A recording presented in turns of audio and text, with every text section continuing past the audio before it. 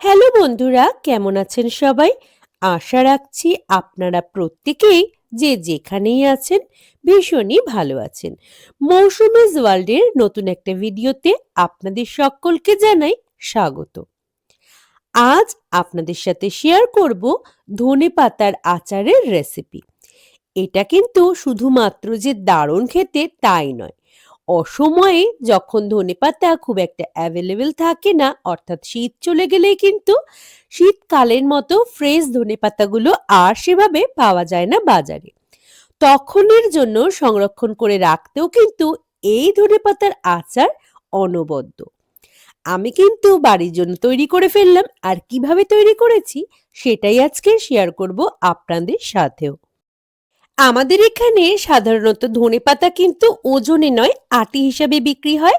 সেরকম ২ আটি ধনেপাতা কিন্তু আজ আমি নিয়ে এসেছি। প্রথমেই আমি একটা মসলা তৈরি করে নিচ্ছি এই আচারটা বানানোর জন্য।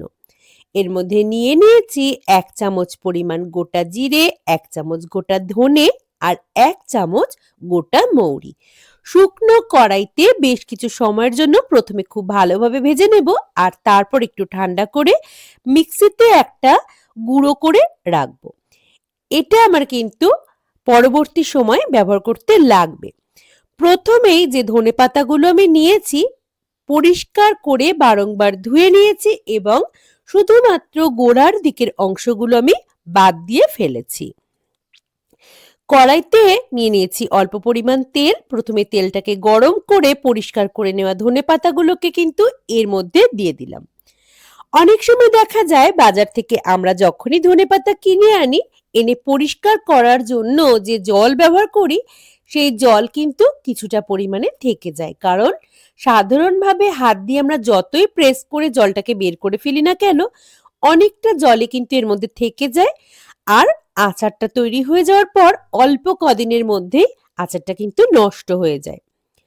সেই কারণেই আমি এভাবে করে নিয়ে থাকি, যাতে অনেকদিন সংরক্ষণ করা যায়। এদিকে আমার তো তেঁতুল লাগবে।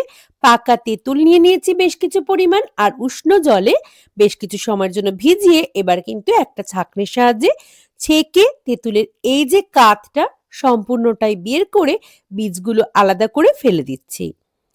ধনেপাতাটা দেখুন বেশ অনেকটাই নরম হয়ে এসেছে এতক্ষণে। আরো কিছু সময় জলটাকে খুব ভালোভাবে শুকিয়ে নিয়েছি। এবার একটু ঠান্ডা করে মিক্সিতে একটা মিহি পেস্ট বানিয়ে নিচ্ছি। আমার মতো যারা ধনেপাতা কিংবা আচার জাতীয় খাবার পছন্দ করেন তাদের জন্য কিন্তু আজকের রেসিপিটা দারুণ হতে চলেছে, কারণ এটা অনেক দিন পর্যন্ত ফ্রিজে সংরক্ষণ করে রাখা যায়। বাইরে রাখলেও কিছুদিন ঠিকই থাকবে। কড়াই নিয়ে নিয়েছি, তাতে নিয়ে নিয়েছি বেশ কিছুটা সর্ষের তেল। তেল গরম করে কয়েক কোয়া রসুন কুচি এর মধ্যে ভালোভাবে ভেজে নিচ্ছি। রসুনটা একটু ভাজা হয়ে যাওয়ার পর এর মধ্যে দিয়ে দিলাম অল্প পরিমাণ কয়েকটা কাঁচা লঙ্কা কুচি এবং শুকনো লঙ্কা কুচি।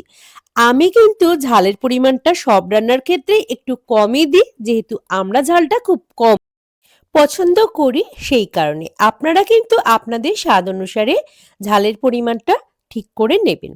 এর মধ্যে দিয়ে দিলাম স্বাদ অনুসারে লবণ, দিয়ে দিলাম হলুদ এবং হাফ চামচ কাশ্মীরি লঙ্কার গুঁড়ো, কালারটা ঠিকঠাক আসার জন্য।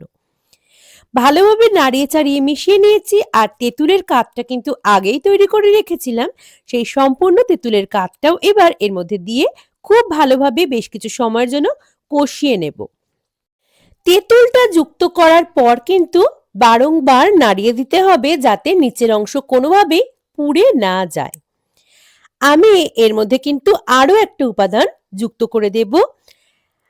করে দেব ২ চামচ পরিমাণ চিনি।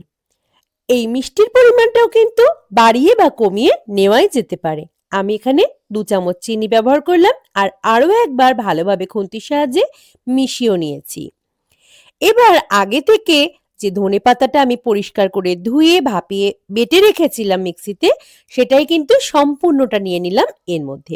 আর খুন্তির সাহায্যে খুব ভালোভাবে অন্যান্য উপকরণের সাথে মিশিয়েও নেব, যাতে ধনেপাতার মধ্যে সমস্ত মশলা এবং এই যে তেঁতুলের ফ্লেভারটা ঢুকে যায়।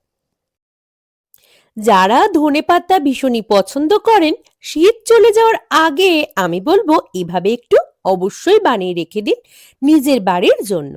যখন ধনেপাতা খুব একটা অ্যাভেলেবেল থাকবে না বাজারে, তখন কিন্তু খেতে দারুণ লাগে এটা।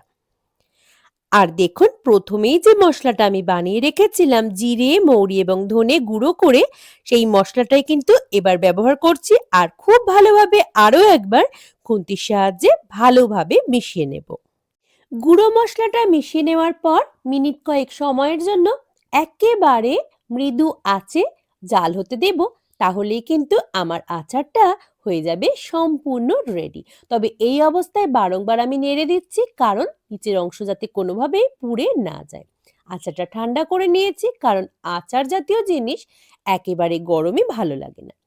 কেমন লাগলো আজকের রেসিপিটি অবশ্যই জানাবেন কমেন্ট করে। ভালো লাগলে লাইক করতে ভুলবেন না। আর প্রতিবারের মতো আজও অনুরোধ করব, যারা নতুন বন্ধু অবশ্যই পাশে থাকবেন আমার সাবস্ক্রাইব করে।